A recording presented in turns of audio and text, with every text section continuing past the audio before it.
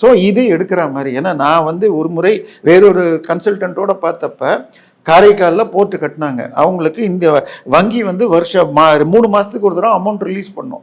கேட்டால் 100 அடிக்கு நாங்கள் 15 அடி எடுத்துட்டோம், ஆனால் திருப்பி கடல் வந்து மூடிடுச்சு, திருப்பி எடுக்கிறோம் அப்படின்னே சொல்லி. அது மாதிரி இது 20,000 டன்னு கப்பல் வர்றதுக்காக வழி. இன்னும் சொல்ல போனால் உங்களுக்கு இன்னைக்கு கப்பல் இருக்கு பாருங்க. இன்னைக்கு இப்போ பஸ்ஸுன்னு சொன்னேன்னு வச்சுக்கோங்க.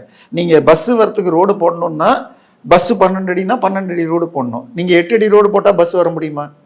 இன்னைக்கு கப்பல் என்ன வருதுன்னு மெட்ராஸ் போர்ட்டாக இருக்கட்டும், தூத்துக்குடி போர்ட்டில் பார்த்தீங்கன்னா குறைஞ்சபட்சம் 40,000லேருந்து 60,000 டன்னு, இன்னும் 1,00,000 டன்லாம் இருக்குது. ஒரு 3 மாதம் முன்னாடி நம்ம மார்க்சிஸ்ட் கம்யூனிஸ்ட் கட்சி இருக்குது, கார்பரேட் கொத்தடிமைகள். இந்தியாவிலேயே மிகப்பெரிய கார்பரேட்னா என்ன வார்த்தை எல்லாரும் சொல்லுவோம்?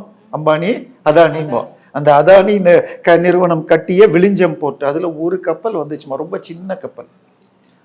20,000 கண்டெய்னர்கள் ஒரே கப்பலில் வைக்க முடியும்.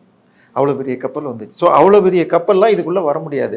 இவங்க சொன்ன அந்த ட்ரெட்ஜிங்கில் 20,000 டன். அப்போது சிங்கப்பூரில் ஒரு இது 1,00,000 டன்னு கப்பல் வந்தால் திருப்பி 20,000 டன்னில் மாற்றினா தான் இதுக்குள்ளே வர முடியும்.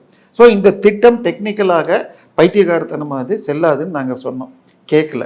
பக்கத்துலேயே மிகப்பெரிய அளவில் பல பவழப்பாறைகள்லாம் இருந்தது, அதெல்லாம் அடிக்கப்படும் தான் கேட்கல. அதுக்கப்புறம் என்ன பண்ணோம்? இந்த பவழப்பாறைகளில் ஒரு சில பகுதிகள் ராமர் சேத்து என்று நம்பப்படுகிறது, அது இடிக்கக்கூடாதுன்னு போய் சுப்ரீம் கோர்ட்டில் ஸ்டே ஆகிடுச்சு. இப்போ கட்டலை. ஸோ அப்போ வாங்கின கப்பல் இன்றைக்கி வரைக்கும் இருக்குது. அதுக்கப்புறம் இவருக்கு இன்னொரு பிஸ்னஸ் கிங் கெமிக்கல்ஸு அப்படின்னு, கிங் டிஸ்டிலரிஸ்ன்னு சொல்லிட்டு சாராய கம்பெனி இதெல்லாம் இருக்கிறது.